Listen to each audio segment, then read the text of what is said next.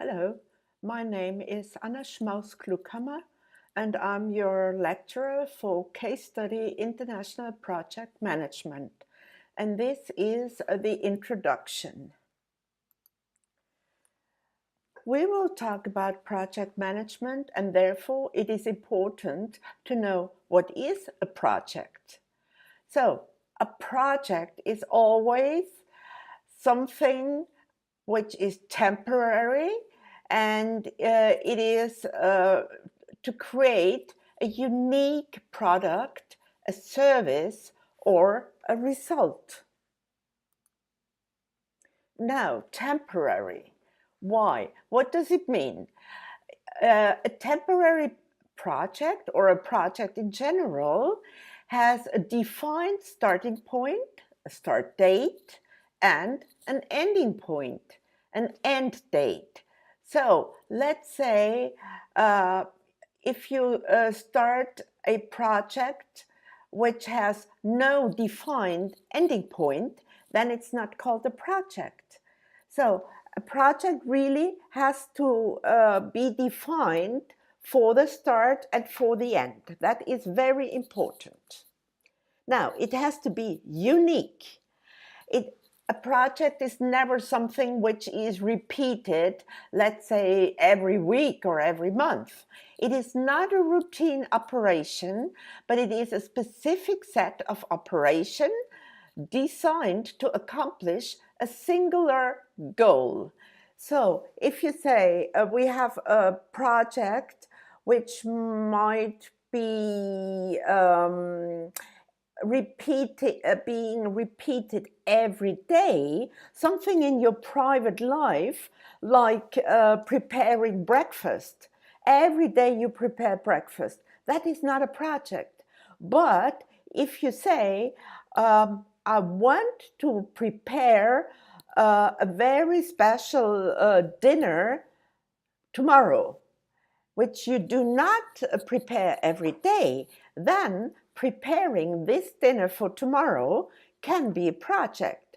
That means it will start at 5 o'clock, because you will start at 5 o'clock preparing it, and you will finish at 7 o'clock in the evening. And then this is your private, personal project of dinner preparation, but a very special dinner preparation. So it has to be unique. It's not something which will be repeated several times. Now, defining project management, it has several tasks to be done.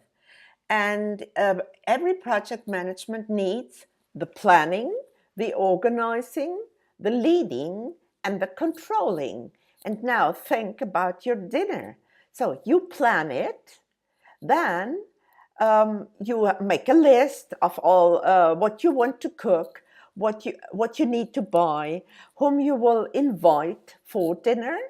So then you organize it. You go, you make a shopping list, you go shopping and in a supermarket, and you buy everything you need, and you invite people, and you organize the whole dinner. Now you have to lead it. Let's say leading a dinner project might not be so difficult, but maybe you have somebody who helps you preparing the dinner. Then you have to tell one or two people what they have to do. And so you lead the project, you tell them the whole going on of preparing a dinner. And the controlling. Yeah, maybe for a dinner it's not so important, but let's imagine you invite about 20 people for that dinner. Then you have to think about the financing, because if you prepare something special with exclusive and expensive products, then you should do some calculation before you buy it, and afterwards. And maybe you even have to pay the people who help you preparing the dinner. Then it's very important that you do controlling, because otherwise your dinner might be very expensive or too expensive for your budget, for the budget you have. Okay, now the planning. The planning is an essential duty of a project manager, because during the or for the planning you have to determine what needs to be done, who is going to do it, and when it needs to be done. So that has to be prepared and decided already before the project starts. That is important. Now, but not only before the project starts, planning takes place throughout the life of the project. Now, there are some key planning duties, and they include definition and clarifying the project scope, because very often you receive only the title of a project, and let's go back to the dinner. There will be a dinner, but now you have to clarify exactly what you want to do. You have to develop the project plan. So you have to write it down. It's much easier once you write it down to follow this project plan. You also have to develop a project schedule. When has to be done, what, and also a timeline. You have to know at which time you should arrive at a certain result. And you have to develop policies and procedures to support the achievement of the project objectives. Now, we talked about dinner, which is quite easy probably to prepare and to plan. But think about a project which takes or which lasts 1 year or 3 years, and where there are, let's say, 20 people involved. Then it's really important to do all those steps carefully and exactly, because otherwise you will have a chaos in your project. Now, what about organizing? This means it's about setting up the project team's structure.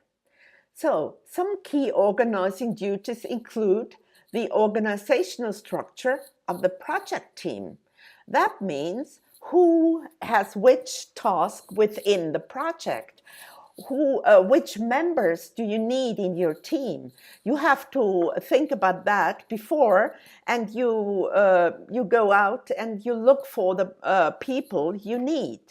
Now, you have the title of the project. You have a rough overview of the project. Now you organized your team, but you have to identify roles and positions. And according to the roles and positions, you will select your team. You have also to identify services to be provided by external companies, because it might be, especially when you have a larger project, you will need external companies.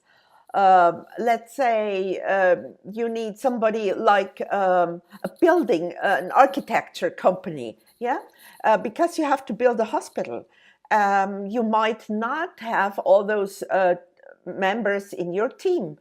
Maybe you have an architect in your team, but you will not build the hospital. So you go outside and you look for companies who will be able to build a hospital, depending where you have to build the hospital. Let's say, is it in Germany? Then you will look for a German or a European company, and you have to write or prepare a tender where you define everything what the building company has to provide, and then you will publish this tender, and different companies can apply, and depending on their price and the way of describing it, you can select an external company. But it will be even different when you go to let's say, to a developing country. You want to build a hospital in Asia or in Africa, then you have to look for external companies in those countries. So it makes sense also that you select your project team, not only from, let's say, from Germany, a project team, but you always will look for an international member in your project team. Let's say the international might be from Germany, and then you look for a national counterpart, for a member of that person in the country where you will implement the project. So in case you are looking for an external building company, you can tell this national partner, because this national partner has experience in his company, he has in his country, and he has connections in his country. Now you can tell this partner, this team member, to look for a building company in his country. So you see, depending on what you want to do, you need a different project team, and you have to identify the roles, and you need external companies. And you also have to define very clearly the staff project position.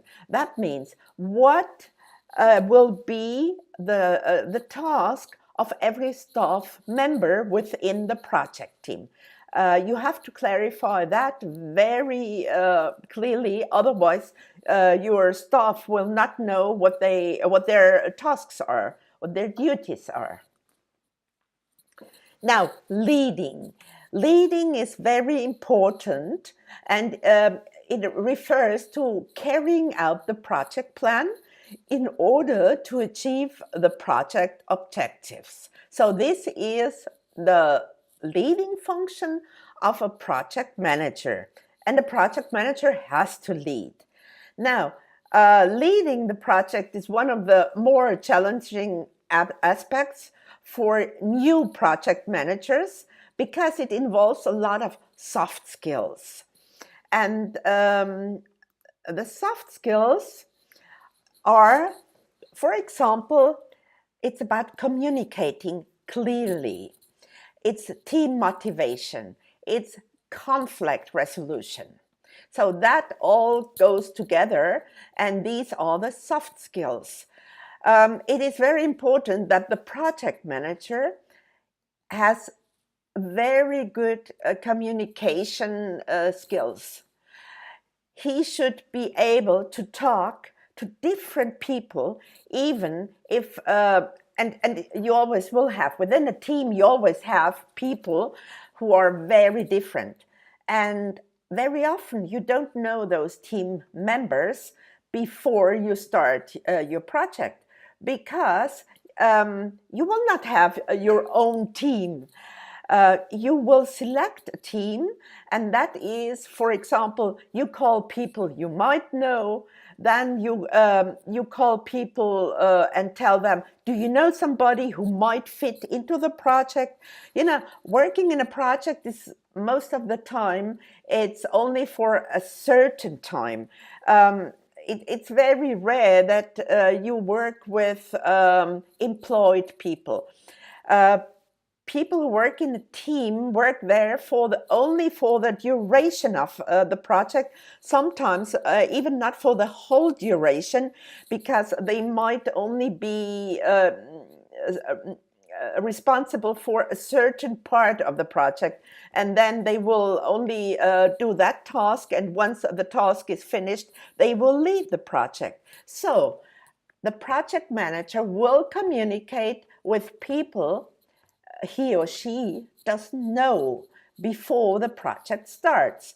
So you need somebody as a project manager who is really able to talk to different people, who can motivate the team, even they don't know the team at the very beginning, but they are able to motivate them. Working in a project is very hard work, because at the beginning you apply for a project, and let's say you are nominated for the project. There were 10 other companies applying for the project, but your company was selected. So first of all, you're very happy. You say, great, we have the project now. And of course, now you also have the money for doing the project. And quite often it's a lot of money.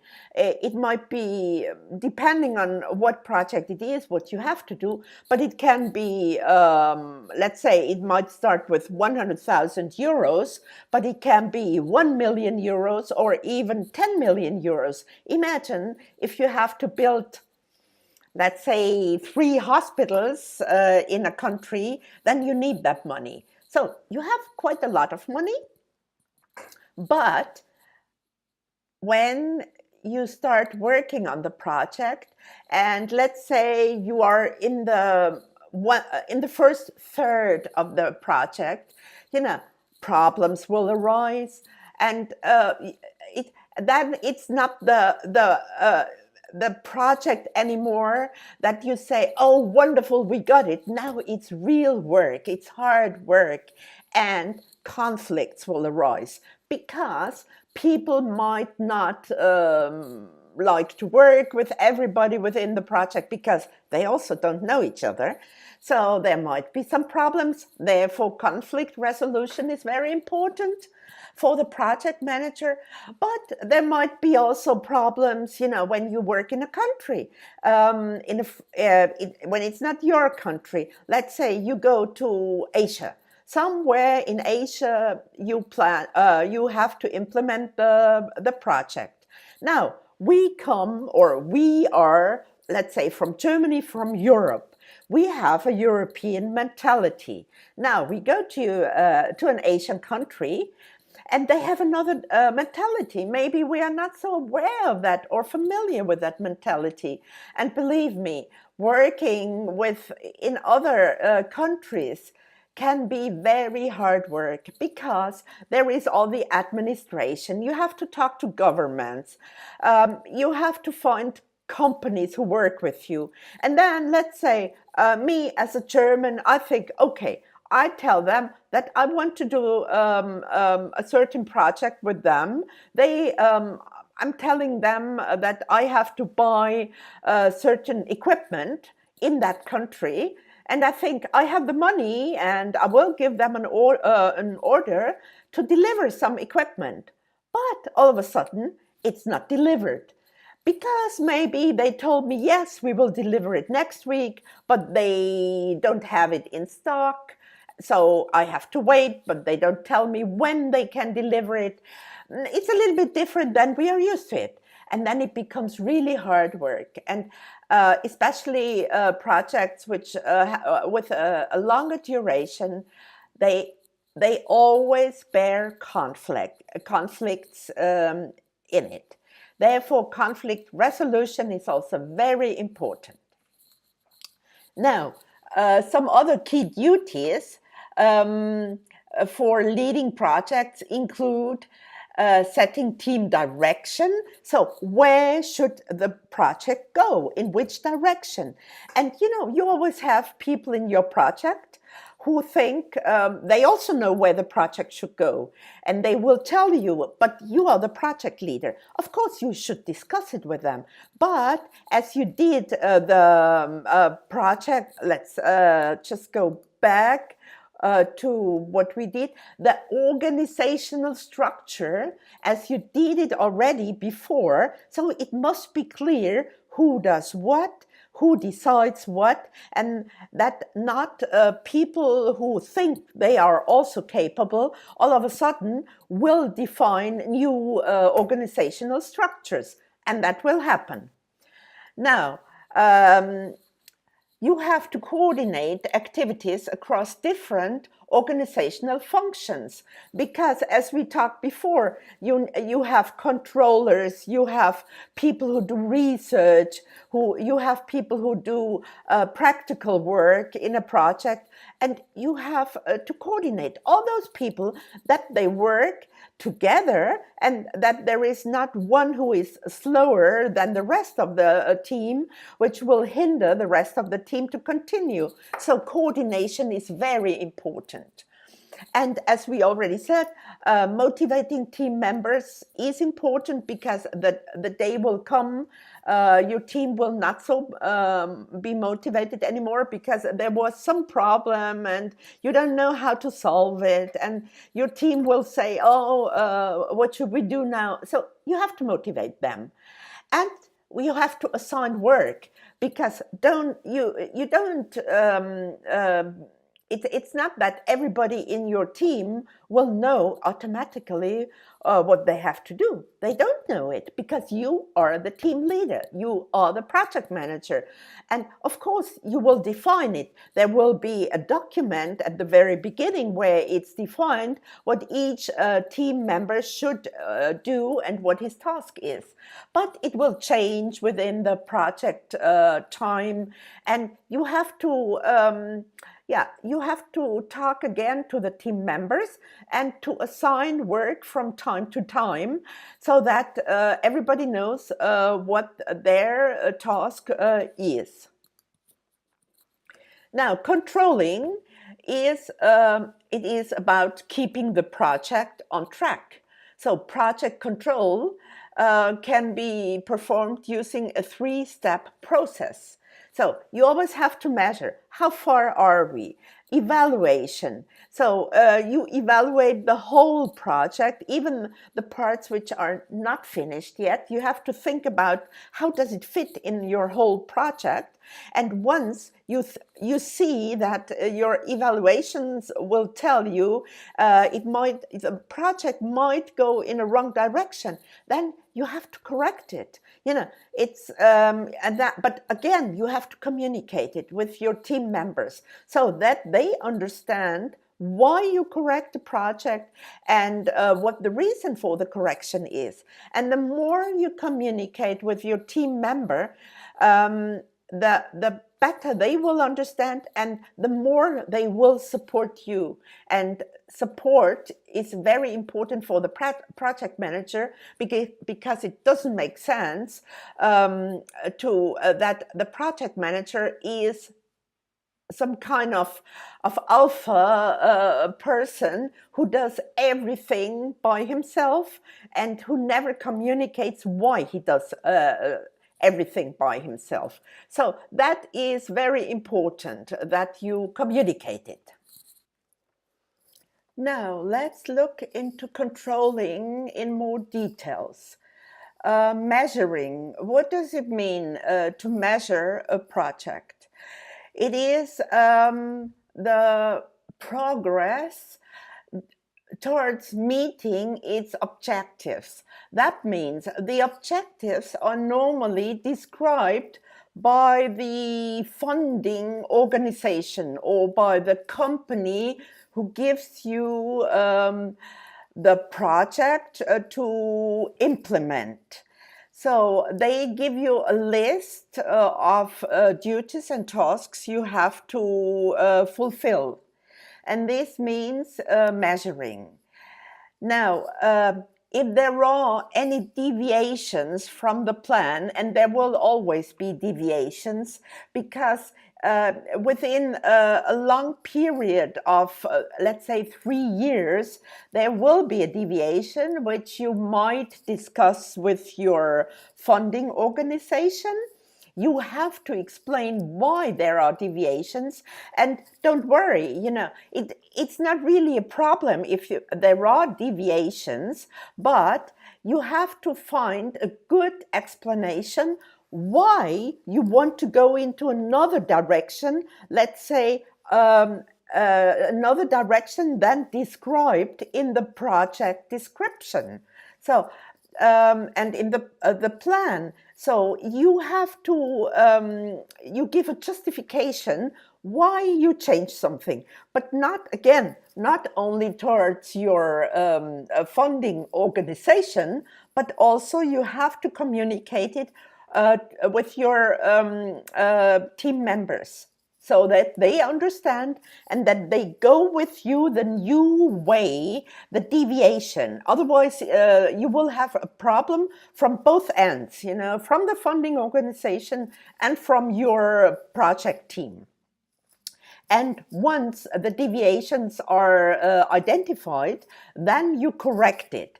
And that means you take corrective actions to address the deviations. And because you always have to think of the goal of your project, and you have to meet this goal at the end.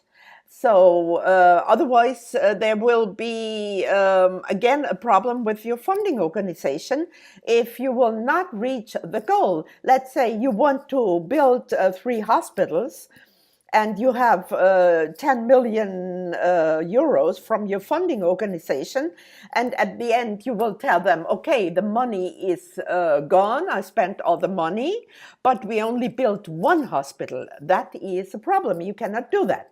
But you will see that can happen. And if it happens, then you have to explain why it happens. I mean, that is a big problem if you say only 1 hospital and not 3. Also, although the idea was to build 3 hospitals. But maybe, let's say, there is a reason why you only build 1 bigger hospitals, and you find out that it would make sense to build 10 primary health centers, which is a big deviation from your original plan, which might be even not possible to implement it that way. But if there is an explanation why it really makes sense, and you can convince your funding organization, then it might work. So always think about arguments. You need good arguments. Okay? So there are some key controlling duties which everybody and a project manager has to know. That means you have to define the project baselines. So what is the baseline? What is necessary? What are the basic tasks and goals of your project? Then you have to track the project progress. And you should not tell your funding organization, let's say the project is for 3 years, and after 2.5 years, you will tell them, I'm sorry, but I cannot build 3 hospitals. I will only build 1 hospital. That is not a good idea, because you have to track the project progress, and you should find out very early that there is a deviation. Let's say after 6 months you find out it doesn't make sense to build 3 hospitals, and then you talk to your funding organization and explain them why. It could happen that they say, no, we want 3 hospitals, even if you decide or think it doesn't make sense. It is always the funding organization who has the last word, because they are the donors and they give you the money. But again, if you have good arguments, you might succeed. But you have to track. You have to track really what you're doing. Are you in track with the project goals? And the reporting is very important. So a project manager needs very good abilities in writing and in report writing. And don't start becoming a project manager without having been in a project before, because you have to learn how a project has to be organized. You have to look at a project manager, to work with a project manager, to become a project manager later on. And then you also will see how a project manager is working. And there are many bad project managers, and there are a few good project managers. And hopefully you will work one day with a good project manager where you can learn a lot. And then you will find out, will I be or will I have the ability to work as a project manager? There are many people who never will be project managers. They should better be team members. But if you want to be a project manager, work in a team before, and then you see what can be done, what has to be done, what can be done better. And because the controlling also will take corrective actions, this you have to be able to do corrections. And maybe you think, oh, that is easy. No, it's not easy, because correcting means you have to say no. No, we are not going the way we thought we will go.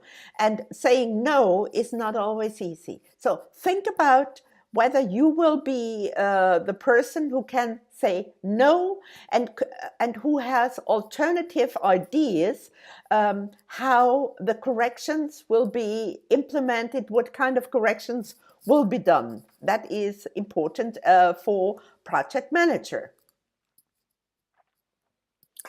Now, these activities are required. Again, I want to repeat, information. It is important. The information is needed for accurate, timely, and complete data for the planning.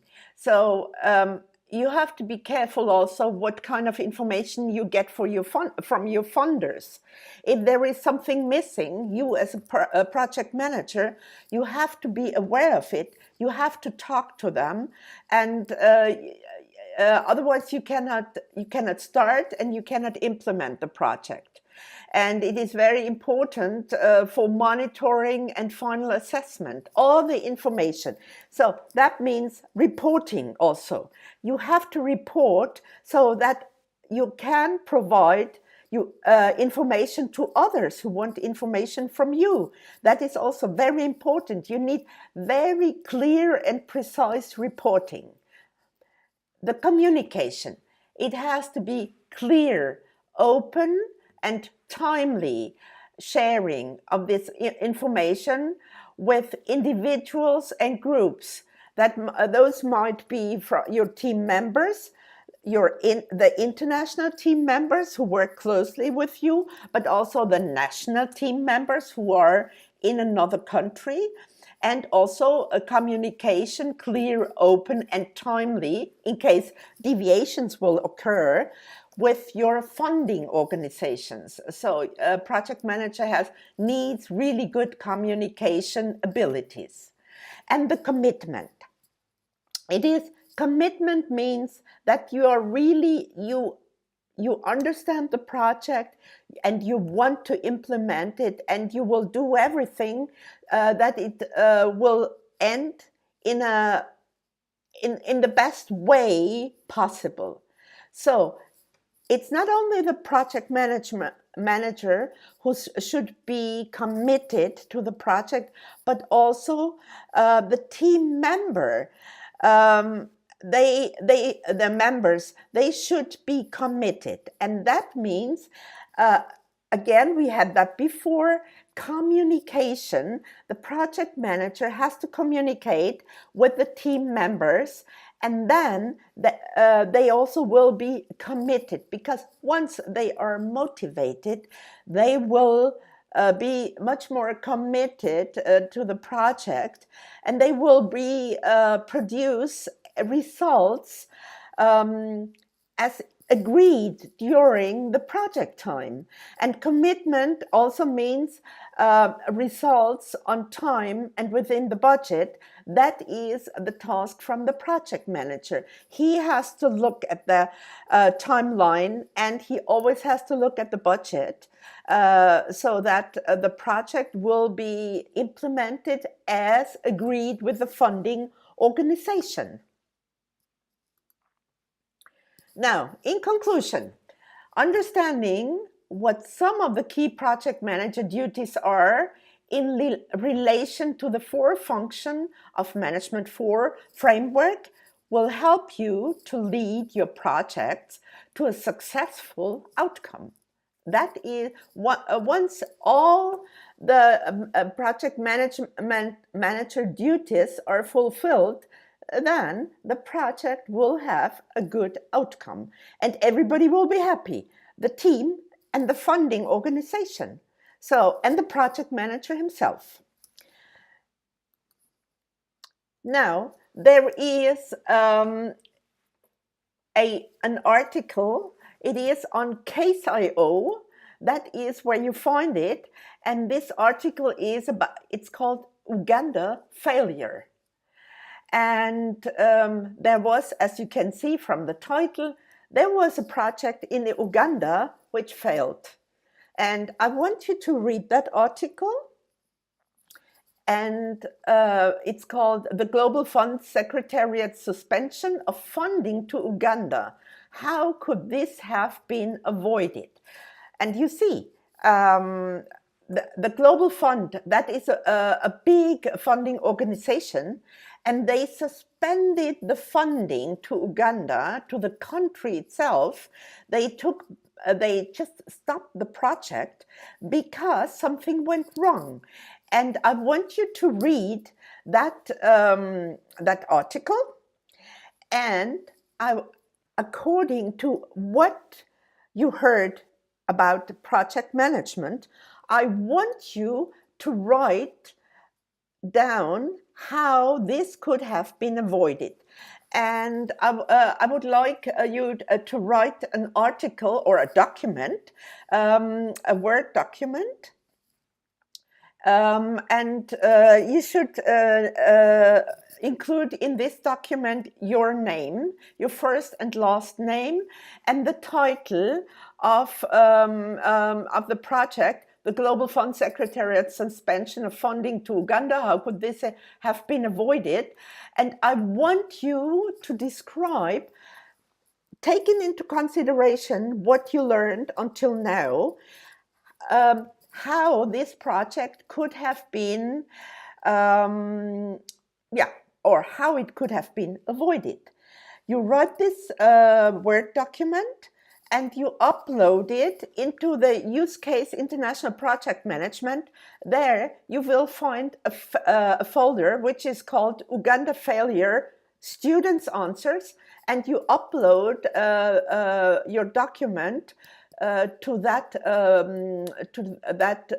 folder, and you can do that until the end of the lecture time. You do it at the university now, and you upload it, and we will discuss it next week during lectures.